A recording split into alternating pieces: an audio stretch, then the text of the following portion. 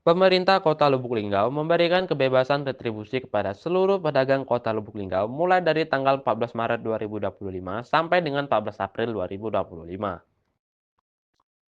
Hal ini berarti selama 1 bulan ke depan tidak ada pungutan dalam bentuk apapun selama tanggal tersebut diberlakukan.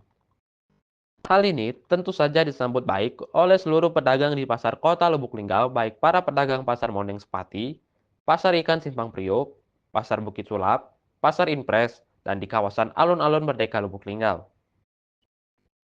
Kebijakan Wali Kota Lubuk Linggau Haji Rahmat Hidayat tentu sangat membantu pedagang agar tidak merasa terbebani dengan retribusi kebersihan, retribusi keamanan, dan retribusi-retribusi lainnya selama bulan suci Ramadan.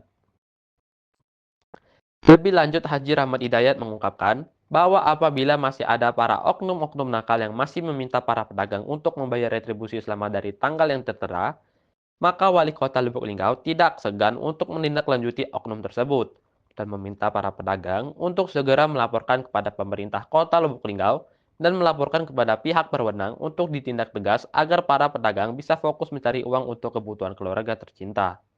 Intan Silambari TV melaporkan.